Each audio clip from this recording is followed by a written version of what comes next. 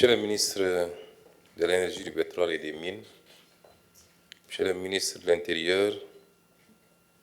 Monsieur le ministre de la Santé, Messieurs les ministres de la Santé, des Infrastructures, de la Jeunesse et des Sports,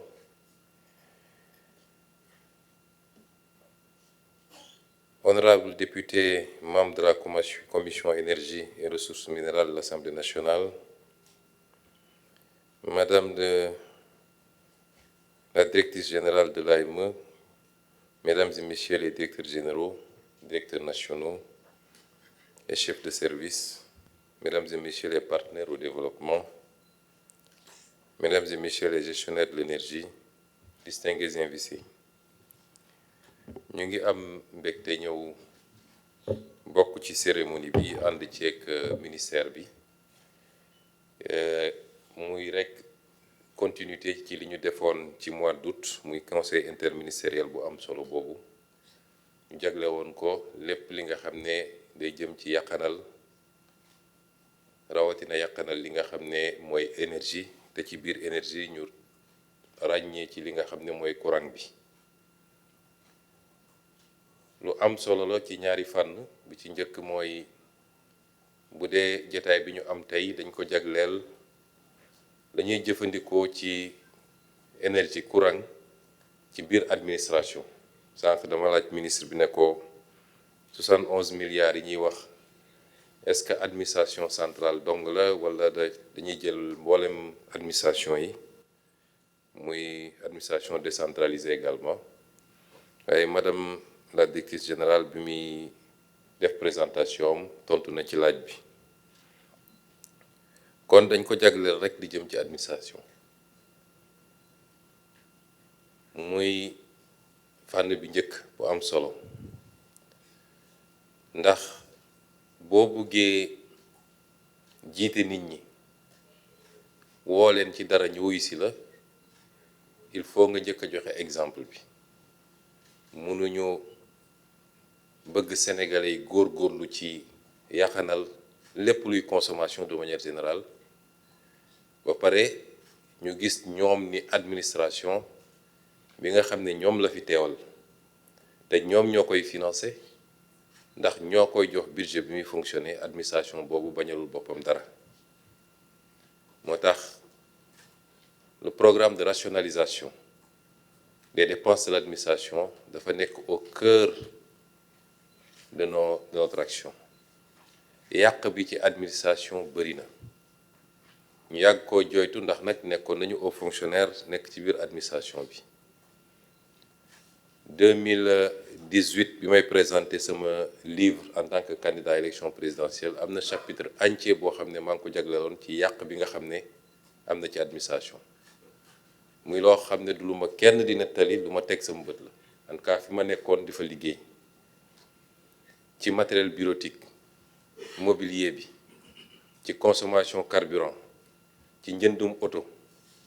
ci dagg ay billets di voyager tukki yoo xam ne amul réew mi benn njëriñ ñaare ci ni ñuy jëfandikoo courant bi ak ndox mi ci biir administration ma bindoon ni am naa yaqin ni ci loolu rek mën nañ ci def ay économie yoo xam ne ay dizaines wala ay centaines de milliards lay doon buñ ci góorgóorloo tuuti moo tax bi ñu ñëwee it bokk na ci suñu yitte njëkk ay weer ci gannaaw am na circulaire bu ma génne woon mu am nag ñu ko bëggoon soofantal mooy ñi nga xam ne ñoom seen conception ci état conception jouissance la mooy li madame la présentatrice wax léegi rek lañ dul def seen kër wala duñ ko permettre jàpp nañ ni tànk alalu mbooloo la war nañ ko mën a def moo tax ci circulaire boobu ma joxoon ndigal ñu rationaliser yu bëree bëri ba ci yi ñuy jëfandikoo ci imprimante bureau boo dugg bëgg faa fekk imprimante te réew ñu ëpp doole foofu di réew yu développé dañuy am benn unité centrale kenn ku ne ñu connecté ko kenn ku ne mën a lancer à partir de ton bureau machine à café yeeg frigo bar yeeg yooyu yëpp facteur de consommation yu am solo la te bokk na ci liy yokk consommation administration waaye ci suñu comportement aussi suñuy habitude sànq ministre daf may déey dara ma ne ko yow dafa mel ni dangaa bëgg a anticiper ci li ma bëgg a wax waaye dañuy joxe misaal rek est-ce que salle bi ñu nekk di def waxtaan bi tey waroon nañ fi taal lamp gëm naa ni suñu xëccoon rideau yi rek salle bi leer nañ soxlawul taal lamp ñu ngi 8e étage au mois d'avril à Dakar il fait pas chaud bu ñu ubbi woon fenêtre yi peut-être du jël taal climatiseur ay réflexe la parce que ñun ñoo ne dañuy def des bâtiments intelligents jël bâtiment bi yëpp def ko vert mën na am inconvénient surtout en période d'été parce que vert bi day jàpp tàngoor bi rejeté ko ci biir waaye mun na doon avantage ci période yi ñu ne muy ay réflexe yu ñu war a am man kay ku demoon sama bureau 8e doo fekk climatiseur tàkk fa doo fekk lampe tàkk fa mais loolu réflexe la bu ñu war a am ñun ñëpp parce que ku mu doonoon sa kër nga dugg ci biir kër gi ci waxtu yi mu mën a leeree nii gëm naa ni doo fa taal lampe kon c'est de petits réflexes yoo xam boo ko additionné au finish c'est des milliards et des milliards d'économies pour le pays ñu war ko mën a réorienter vers des secteurs qui en ont besoin la santé l'éducation les infrastructures mauvaise habitude yooyu mooy andi situation bi ñu gis consommation bi bëri na léeg-léeg état bi du ko fay andil Senelec ay problème monsieur le DG du ma weddi ñuy daw ci gannaaw ay facture léeg-léeg ñu ne nañu def ay convention de dette croisée parce que ñoom it amel nañu état bi fiscalité wala leen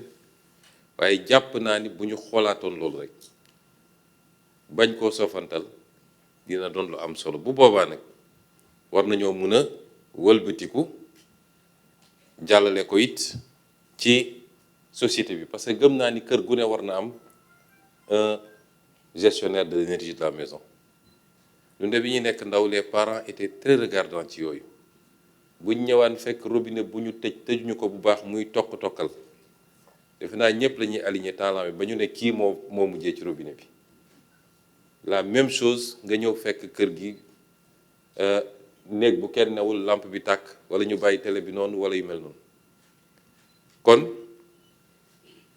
suñ ko defee ci commencé ci administration centrale administration de manière générale liñ ci jublu mooy war a gën a mën a lay bu ñu jàkkaarloog askan wi soññ leen ci habitude yooyu moo tax ñu ngi féliciter madame la directrice générale de l'AME ci liggéey bu rafet bi mu def ak gain yi mu ci commencé am may dalal xelu madame Senghor ne ko ci wàllu yaxanal ak wàllu gestion bu rafet man jigéen ñi laa ci wóolu ba may nekk impôt et domaine daan naa wax ni lépp luy contact ak xaalis muy bureau de recouvrement yi su ma doon DG dama koy jox jigéen ñi ndax du ñu randal wala bëriwul te mën nañoo yàqanal bu baax a baax xanaa kay wàññi tuuti rek xew yu rëy yi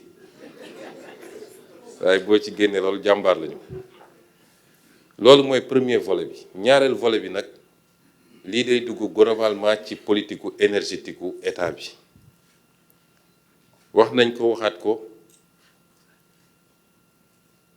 et énergie dafa bokk ci l'une de nos plus grandes priorités parce que sans énergie en quantité suffisante en qualité et à coût abordable mënoo développer ab réew amul fenn ci àdduna Sénégal mënul développer wu ak énergie boo xam ne kilowatt heure bi dépassé na 100 francs defe naa war na nekk ay 117 francs monsieur le directeur général nga comparé kook ay réew yi nga xam ne ñu ngi ay 40 francs wala lu ko yées sax fii biir Afrique de l'Ouest am na réew yoo xam ne ñu ngi à 60 francs wala 65 francs investisseur bu war a ñëw bëgg a investir ba defe naa dina jafe mu tànn Sénégal au détriment de ces pays surtout nag bu fekkee yeneen facteurs yi ñuy soxla yépp ëppale wuñu leen ko ëppale wuñu leen ressources naturelles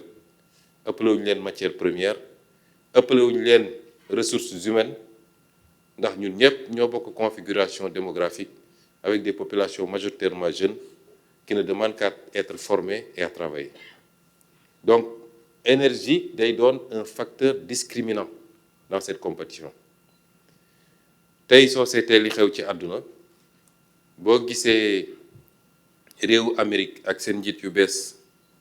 di essayer imposer yeneen partenaires yi yenn affaires yi surtout ñi jëm ci Europe bokk na ci li ñu leen gën a ëppale mooy énergie ndax ñoom am nañ seen pétrole seen gaz de schiste war a mun a jaay pétrole à des coûts très faibles. Je crois que nu mu tuuti il y a 1,5 wala 2,5 de différence ci coût énergie bi. Et comme je dis tout le temps, là où se trouve l'énergie se trouve l'industrie, se trouve la production. Les pays d'Asie du Sud-Est l'ont réglé depuis longtemps moo tax ñu mënoon am les délocalisations massives kon ñun ñëpp il faut ñu dëppoo xam ni problème mu énergie du problème mu Sénégal problème mu Sénégalais yëpp la. Il faut qu'on réussisse ce pari réussir bi nag plan sur le moyen et le long terme la. Énergie ça coûte cher benn centrale bu 200 mégawatts nu mu tuuti dina la coûter monsieur le DG je crois 200 milliards mënoo ko fa am moins que ça. Donc ça coûte très cher, c'est des investissements lourds qu'il nous faut planifier par rapport ak situation bi ñu fekk ci réew mi par rapport ak capacité réew mi. Dans un partenariat public-privé peut-être qu'il faut revoir et rénover parce que li ma wax rek énergie c'est un secteur de sécurité nationale mënoo ko bàyyi ak ay nit ñu koy pamte di xuloo di xeex di tëjante kaso di génn alors que ci jamono jooju les ministères de l'énergie programmé woon pour ñu mun a faire face à nos besoins bañ a nekk dans des situations de délestage fii ak ay weer yu néew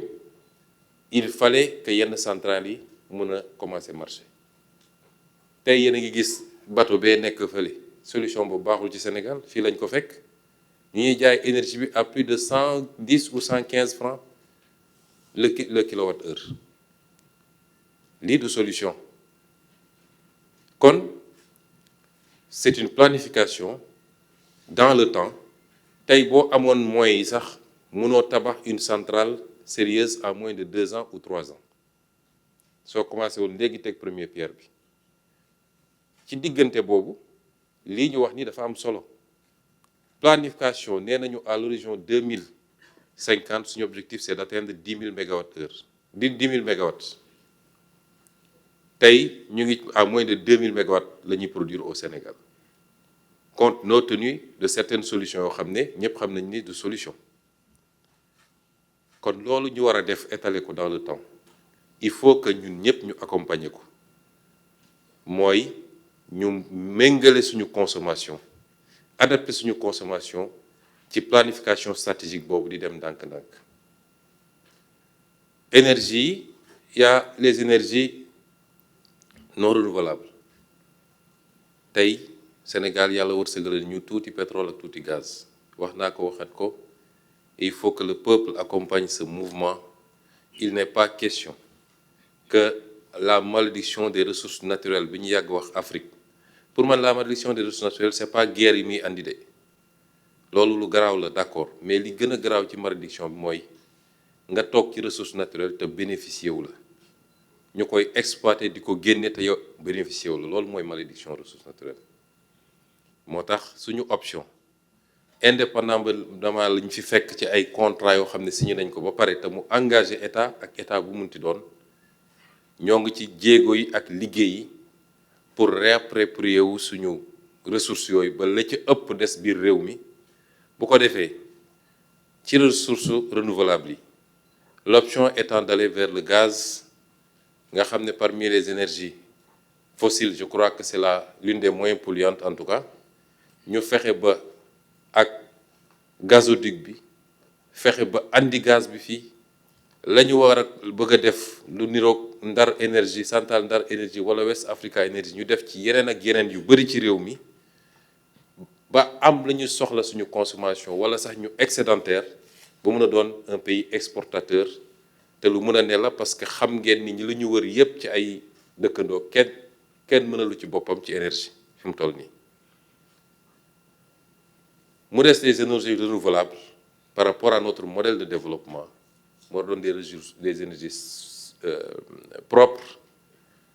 des énergies en tout cas plus propres que les énergies fossiles ñëpp xam nañ nit du lu yomb a développer parce que soo seetee ci benn critère rek mooy li mu laaj ci superficie su ma juumul pour faire un mégawatt je crois qu'il faut 1 hectare kon tey soo bëggoon def centrale 500 mégawatts il te faut 500 hectares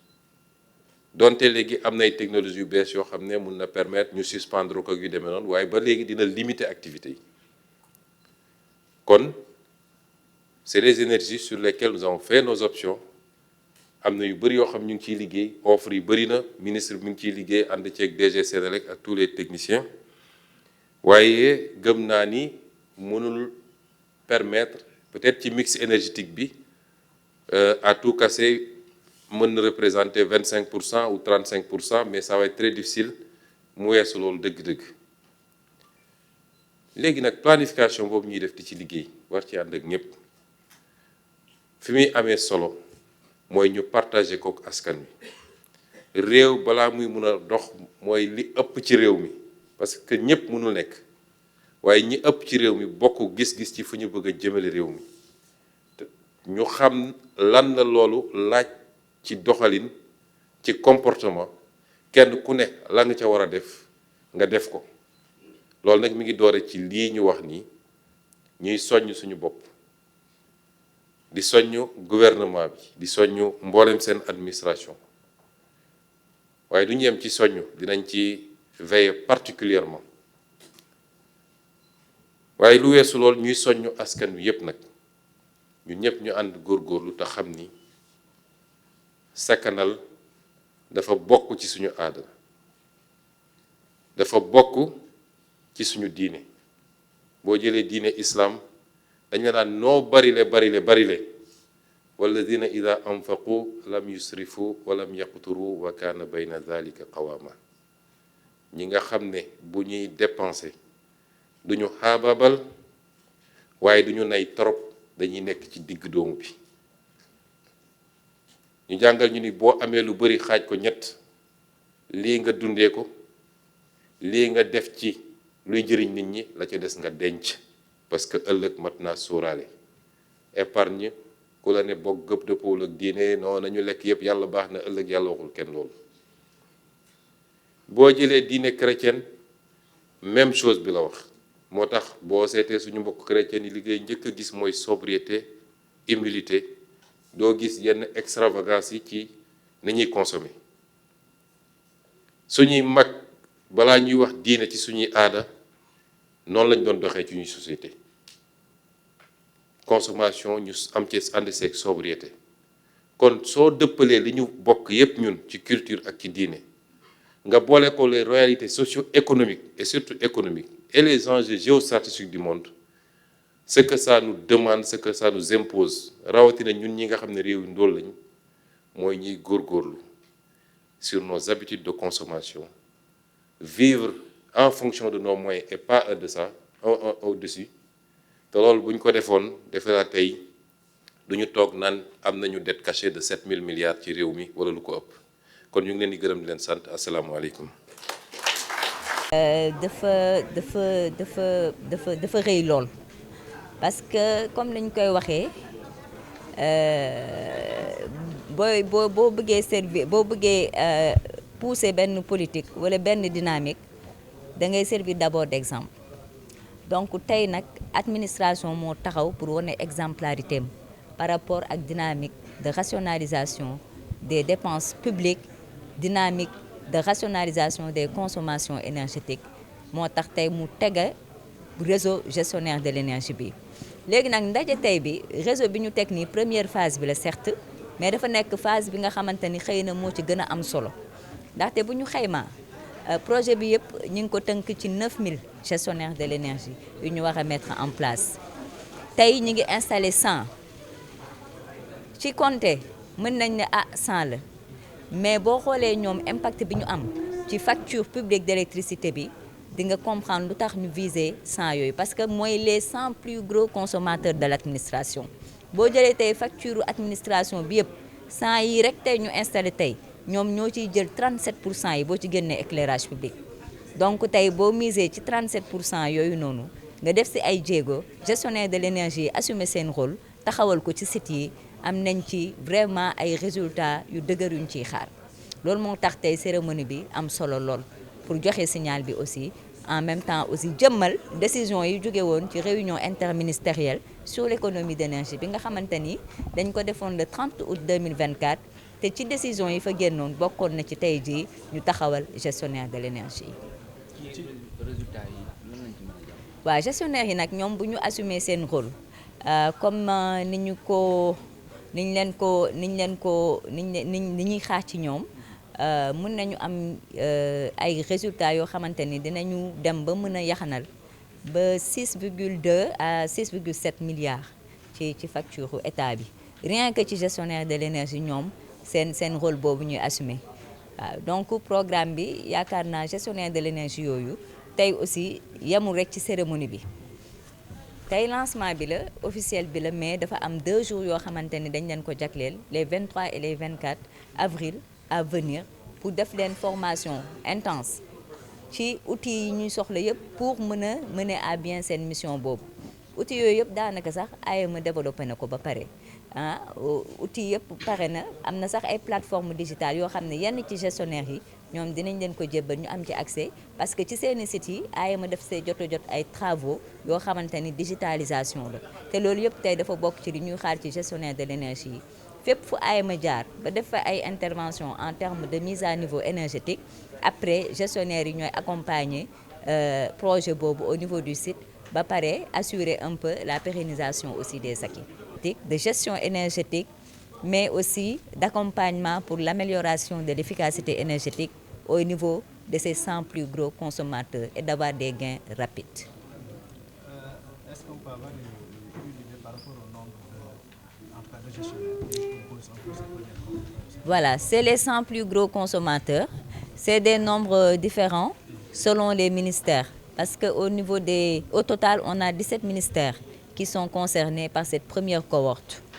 Et ces 17 ministères ont la particularité d'être dans le top 100, comme je l'ai dit tout à l'heure, des plus gros consommateurs de l'administration. Et donc, il y a eu des désignations pour l'ensemble de leurs polices d'abonnement qui ont été ciblées comme étant dans le top 100. Ce n'est pas toute leur police, mais il y a certains sites spécifiques au sein de ces ministères qui consomment énormément d'énergie et qui tirent beaucoup sur la facture publique d'électricité. Donc, on a fait ce ciblage-là. Et comme je l'ai dit aussi, c'est juste une première phase, mais c'est une cohorte spéciale.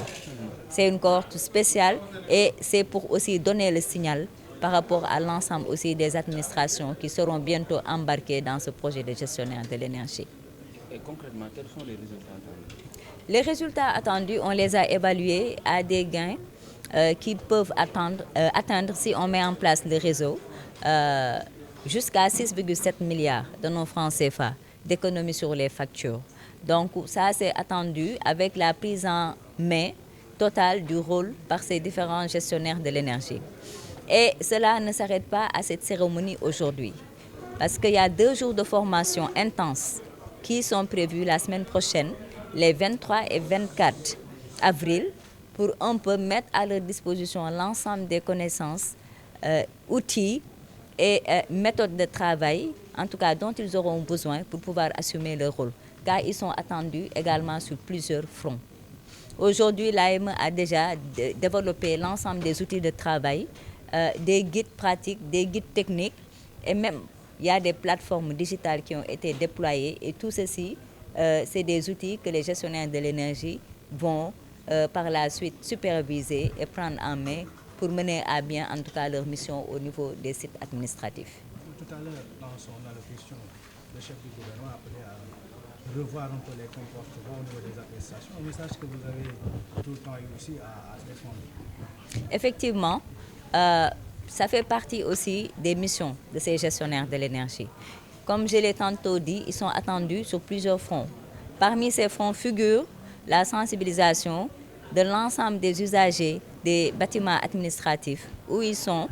sur les bonnes pratiques d'économie d'énergie. Et donc, ils seront également des relais de l'AEME par rapport à cette dynamique de sensibilisation, de communication pour lutter contre le gaspillage et les abus dans l'utilisation de l'énergie. Mais ils sont également attendus sur des aspects un peu plus peut-être liés aux technologies et aux systèmes énergétiques installés dans les bâtiments. Parce qu'ils vont accompagner lors des acquisitions d'équipements énergétiques au niveau de leur site, l'intégration des spécifications de performance énergétique pour qu'on s'assure que les administrations désormais, dans toutes leurs commandes d'équipements énergétiques, vont opter systématiquement pour des équipements économes en énergie. Mieux encore, il y a la problématique des bâtiments. Bâtiments en tant que structure. Aujourd'hui, il y a beaucoup d'administrations qui construisent des bâtiments, des infrastructures, des édifices, ou bien qui s'engagent dans des projets de rénovation majeurs de ces sites-là. Et donc, ces gestionnaires de l'énergie, l'AEME mettra à leur disposition les spécifications constructives en termes de performance énergétique dans les bâtiments pour que ce soit intégré dans la structure même par rapport aux matériaux de construction qui seront choisis, par rapport aux dispositions générales d'ouverture, d'aération, de hauteur sous plafond au niveau de ces bâtiments-là,